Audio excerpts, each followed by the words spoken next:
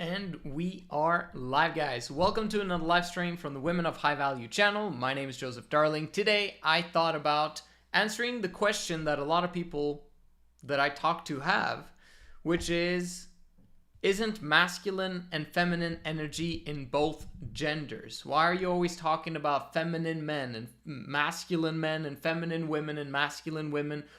How does this all work? And aren't we just all humans? And that's kind of what I want to answer today, kind of off the cuff. First of all, realize that we all start out as feminine. Let's go through the basics, guys. You know, repetition is the mother of skill for those of you guys who've heard this before. We all start out as feminine creatures. What does it mean to be feminine? It means that you're carefree. You don't have to worry about anything. Your needs are taken care of. You are emotionally free to express whatever it is that you want to express, and you simply feel and enjoy your life. That's femininity, okay? Being unburdened.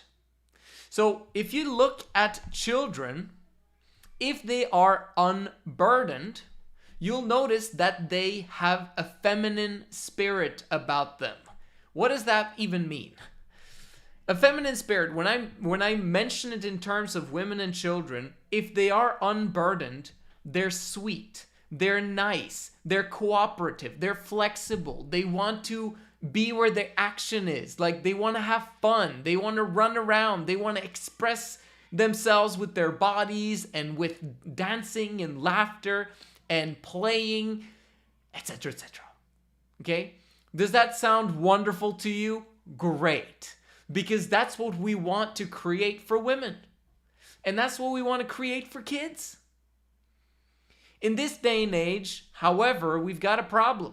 Because all of these kids are being given the intense responsibility of controlling themselves. Okay?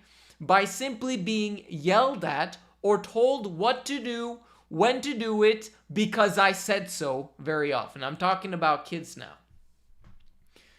So we start out as feminine, but then we become burdened by the problems of life. We become burdened by our parents fighting. We become burdened by, something that happens to us in our childhood that we can't even explain. It was just weird, or whatever it is that happens that creates care in a bad way, okay? So instead of carefree, you're now caring, worrying about something, or you basically are stressed as a child because maybe you don't eat healthy food, maybe your parents can't afford it, or maybe the food that they're giving you is a sense of neglect because they don't have capacity to create nutritious meals for you, or it is because, so that turns into sickness. Or maybe it is that you have to go to school and sit down and be quiet for several hours on end, except for recess when you play with with the other kids. But sometimes even in recess, you become burdened because you're bullied and someone told you something that was a joke, but then you internalized it and thought that maybe there's some truth to that. And then you get a lot of problems. A lot of burdens are put upon kids these days as a result of putting them away from the protective environment, the cocoon of the home. Why? Because women are going out to work these days. They have to. Because we're taxed so much that, and prices are so expensive that, you kind of need both incomes in order for people to survive in today's system. So kids very often become neglected as a result, and they have to fend for themselves. And this is especially true in big families or with families with, more than 2 kids in the home. Because that's just how it is. Like, at least this is from my experience. We don't want to burden kids. Burdening kids puts too much responsibility on boys too soon, which causes them to desire to retain or remain in their femininity forever. Until they figured out that they can't get what they want being in their femininity, and then suddenly nature hits them in the face and they've got to wake up and change and do something different. But a lot of guys don't manage to ever make that shift of now it's time for me to become masculine. Okay, we haven't spoken about what that is yet, but and then you have the girls who are feminine, hopefully because they've been protected, provided for, etc. But maybe they've been given a lot of trials, a lot of issues, a lot of problems in their childhood, and then they become teenagers and they begin to have puberty, and now they become sexually desirous, which isn't as much of a problem if they're unburdened, because then they actually can control themselves and they, listen to their father, they listen to their parents, and they, protect themselves from the advances of things that are uncertain. Okay? Because she's been protected her whole life, so she's curious, but she doesn't want to do it because she knows that there will be consequences if she's unburdened. If she's burdened, however, a girl will very often run towards those sexual experiences once she's of age, so to speak, okay? Once she feels like doing it and she feels she needs it in order for her to be unburdened, she'll seek after a mate to protect her and to provide for her, because she wants to run away from her parents who are causing burden on her. Now, obviously, which isn't obvious to teenage girls, they end up having more problems as a result of pursuing that course. It would have been way better for their entire lifetime span to not have experienced those issues with boys that early in life. But that's a story for another time. What I'm trying to explain to you guys is that men and women are different, but they're the same in childhood. What is it that makes the difference? What happens, okay, as a result of puberty? It actually happens in the womb, and just as the child is born, a boy child is born, testosterone. He receives tons of it. And then he produces testosterone at the same levels as girls, okay, throughout his childhood, until his puberty years begin to happen, okay? So 8, 9, 10, there's development happening, preparing for the boy to become a man. Small step at a time. He's now becoming more and more masculine. That's the idea. That's how nature developed us, in such a way that the boy begins to get hair, he begins to get a darker, deeper voice, he begins to grow a bit more muscles. In the beginning, girls are actually bigger sometimes and taller than boys. I don't know, you remember that in school. But then during, now the boy becomes 13, 14 years old, and he gets this growth spurt, and he's just like, vroom, and they very often, the majority of the time, they fly past the girls that were taller than them before, and now they're taller than, a lot of the girls. It's interesting how that works, but we're designed, the average guy and gal, okay, we're designed in a certain way that is pretty much the same for all of us. All of us in terms of the separate genders, but not all of us in terms of man and woman. We go in our completely separate directions because of puberty, because of our reproductive cycles, because of nature. When you go against nature, you're going to get slapped in the face. Okay? And it's not just a slap in the face. Going against nature exponentially, okay, when it comes to masculinity and femininity, eventually will get you killed. Okay? And I'm not talking about being killed by someone. I'm talking about nature making sure that your health will decline over time as a result of you not adopting or being in the circumstance that nature would have you be.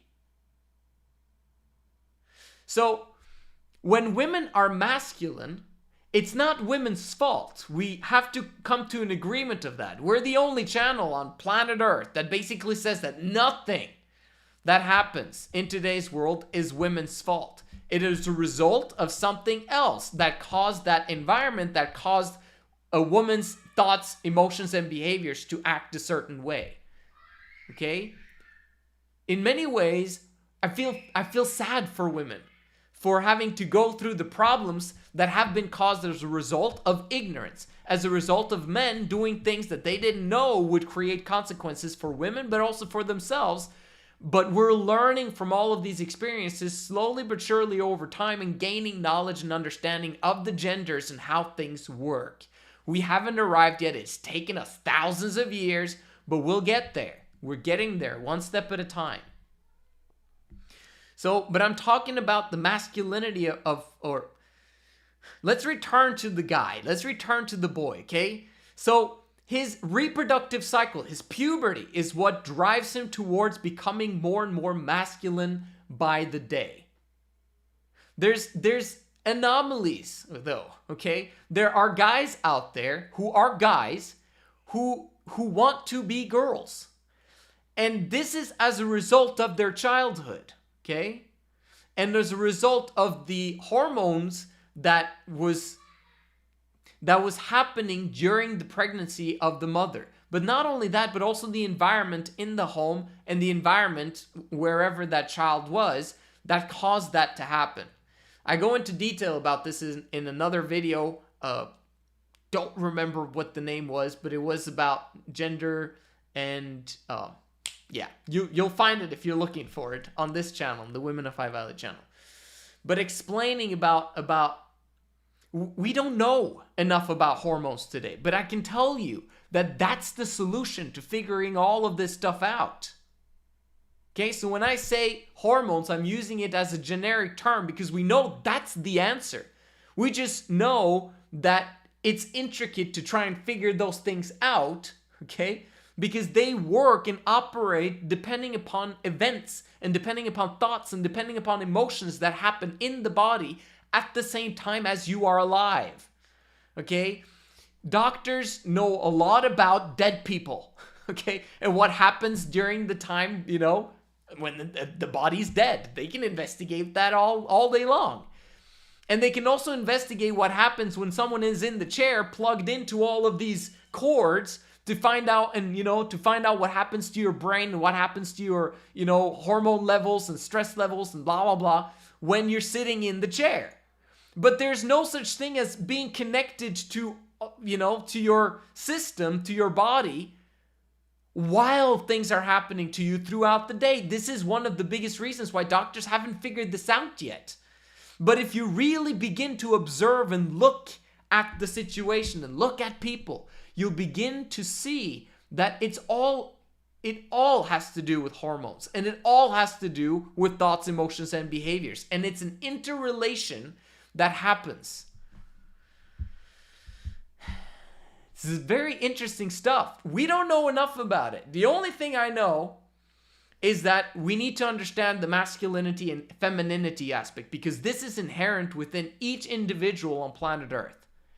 There's something going on with our hormones. Nature is telling us a very specific message and asking us, please listen, right?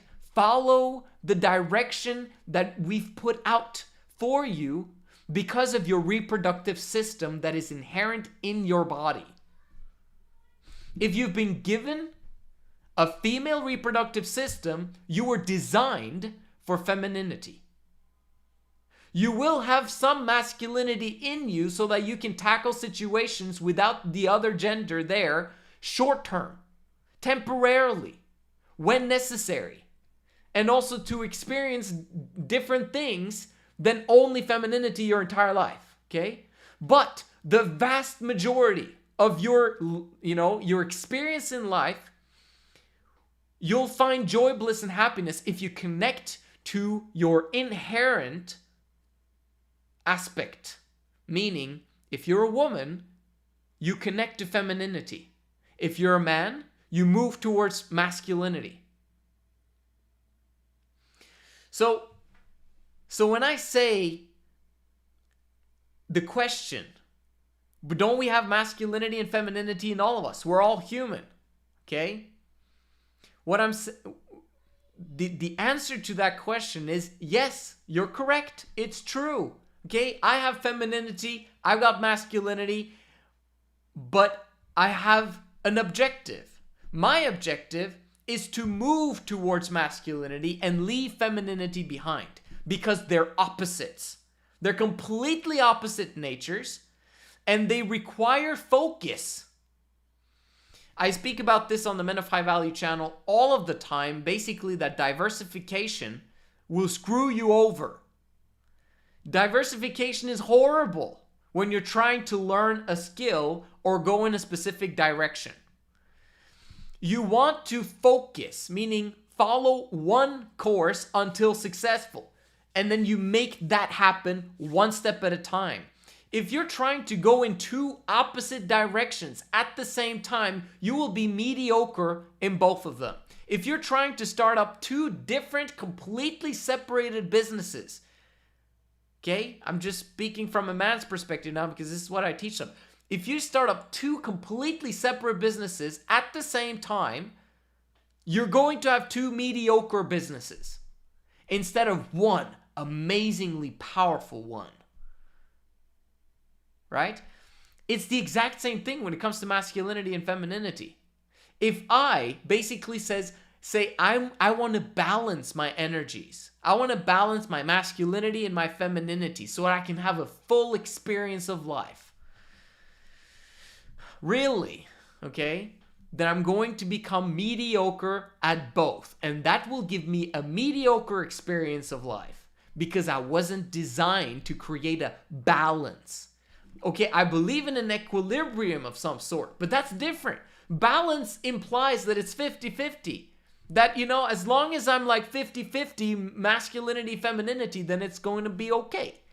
No, it's not going to be okay. If I'm 50-50 feminine and masculine, I have a huge problem. I can answer a little bit more, it's difficult to come up with examples when I'm on the spot, but basically, if I'm a 50-50, that means I'm not fulfilling my potential from a masculine standpoint, and I'm being too feminine, which means that the woman that is supposed to be fired up and excited about being part of my life and wanting to look up to me in my masculine energy, I'm failing in terms of bringing my masculine frame to her. So she suffers from an attraction standpoint. She suffers from a security standpoint if I'm not the masculine man that she desires for me to be. I cannot be mediocre at both. I have to choose a direction. I have to choose one thing. And which one is it that produces happy, fulfilling, male-female dynamic relationships and happy families? It's been observed. It's been tried. There are millions upon millions of case studies of what works the best when it comes to families. Now, it's a different question if you think that families are not that important. Okay, why do we need families? I'm an individual, I can take care of myself. There's a reason why families are the key. And if you want families to work, the case study or the norm, the thing that have proven to be the absolute best dynamic is when the man is masculine and the woman remains in her femininity. That is the absolute best possible scenario.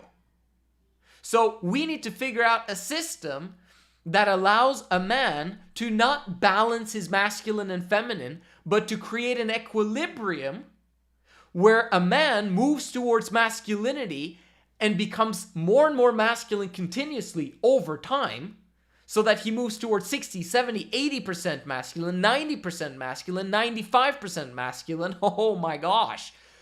And then he has those vulnerable moments at times that are scarce, but that are so meaningful to those of the opposite gender. It's special when he cries because he never does it. It's special when he opens up about, something that he desires help with, or that, some thoughts that he has that, shows weakness. It's special because it's scarce. That's what women need. They need a man that is on point, that is integral, that trustworthy, that takes care of problems, and that is responsible and makes things happen. That creates results so that they can relax and be carefree, don't have to worry about anything, let go and surrender. Wouldn't that be amazing? Right? You know what happens? Polarity happens. When a man fulfills his true masculine potential, the woman naturally is able to enter into her feminine potential. She cannot do this without the man taking care of business, taking care of the masculine role. If he won't do it, I will. Right? That's what's going on in her brain, although she doesn't know that that's what happens. If he doesn't provide well, she's like, maybe I should help out. Maybe I should get a part-time job, a full-time job. Maybe I should do something. This comes to mind naturally for women. If he struggles with this, I'm going to come to the rescue and help out. Which is great. Only problem is that she's now taking upon herself more and more of a masculine role the more he fails at his masculine role. We don't want that. Why? Remember, they're opposite natures. What if women took upon themselves both roles? Let's say they try to balance their femininity and masculinity. Okay? The problem with this is that women were designed by nature to nurture. Nurturing is completely in the opposite direction of competition, competitiveness, right? A nurturing role instead of a competing role. A woman who's out in the workplace is competing.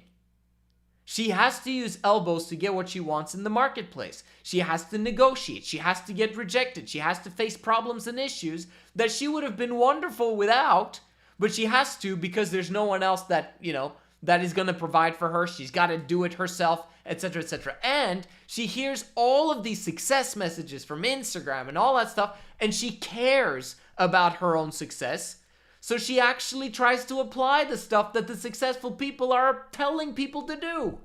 Except for the fact that those things that successful people are sharing, you got to do this, and you got to wake up early, and you got to work, you got to put in the hours and wake up early and stay later than everyone else and blah, blah, blah, blah, blah. It's a masculine philosophy that women, they get confused because they're like, oh, okay, then I'm supposed to do this. Men want ambitious women as well. No, we don't.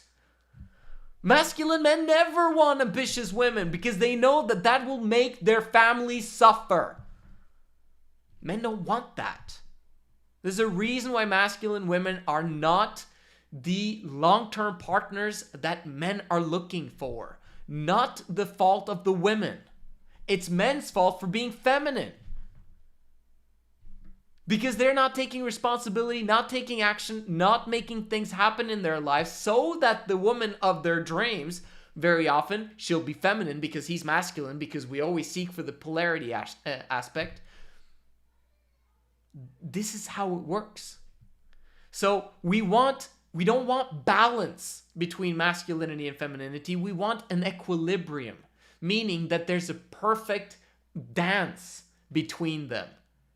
But in the aspect of massive majority of femininity in a woman and massive majority in masculinity in terms of men.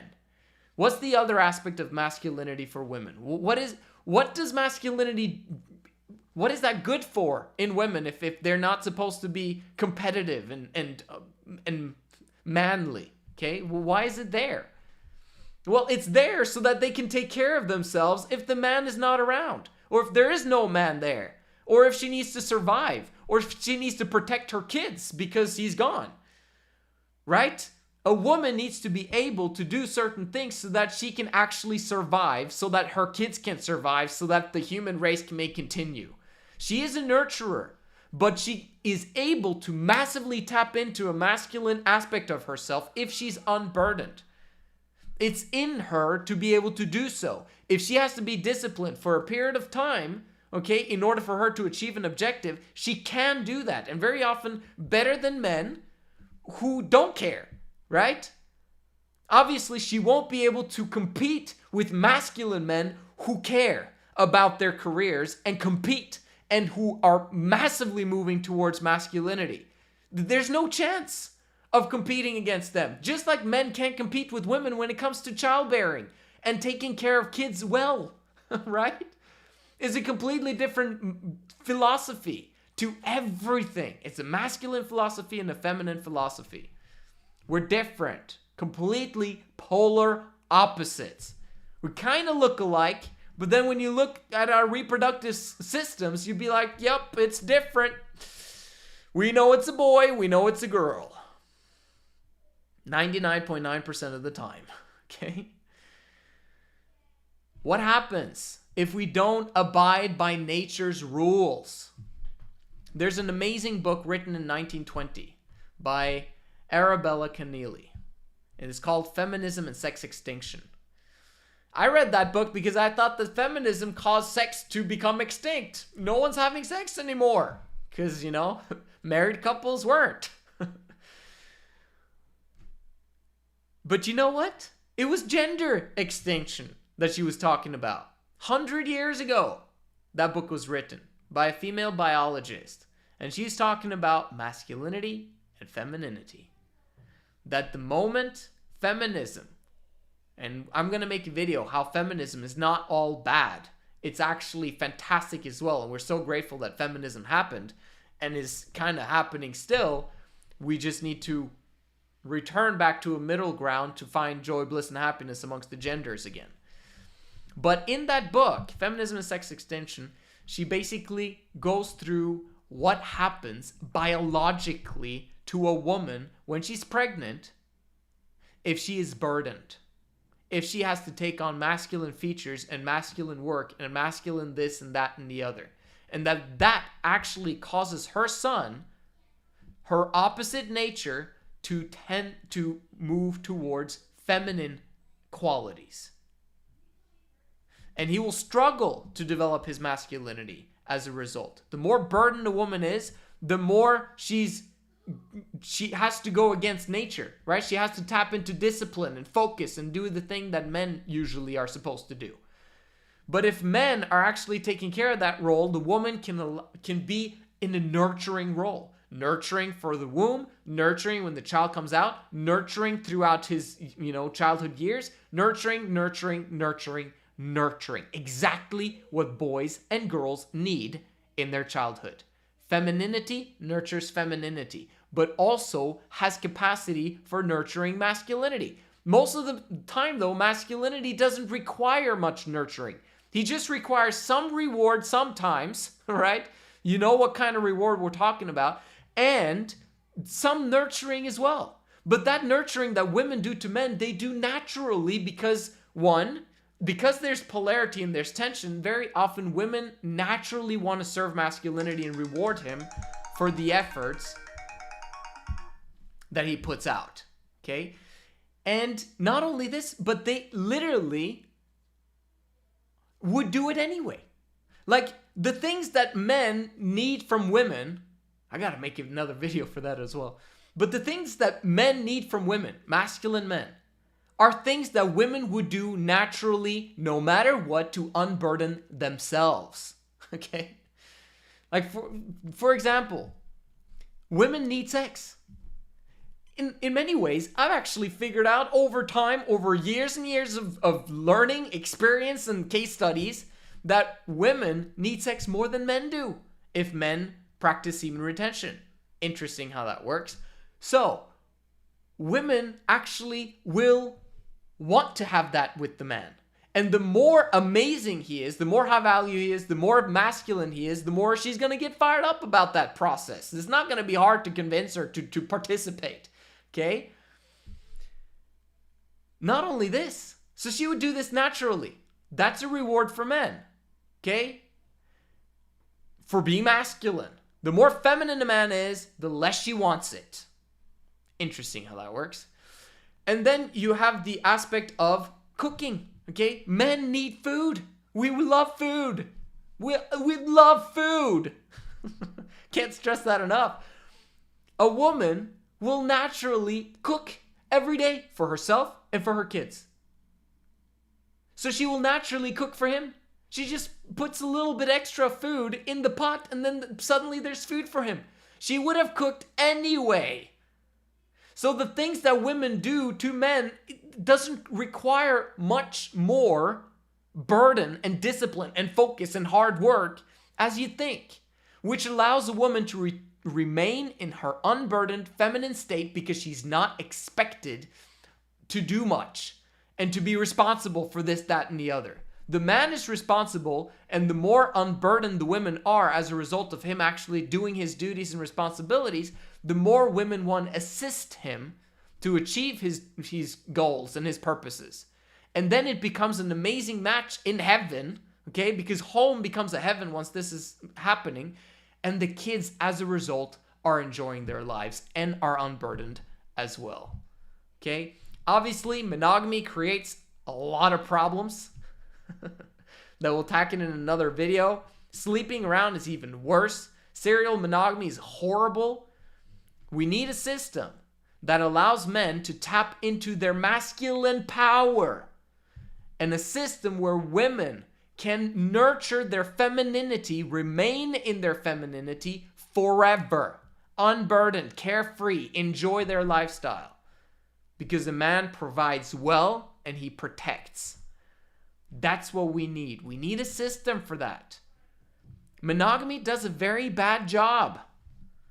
Because the more a man spends time with the woman and the kids, which is what women need him to do when they have kids, it's like get home from work, change the diaper, do the dishes, vacuum the floor. What are you doing throwing him up in the air, right? We become more and more feminine by spending a lot of time with someone who's feminine. Femininity needs to spend time with femininity. Masculinity needs to spend time with masculinity. This is how the world works.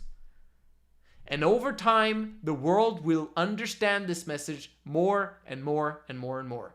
And we're fired up about sharing this information with you guys. Thank you so much for watching. And I'll see you guys in the next one.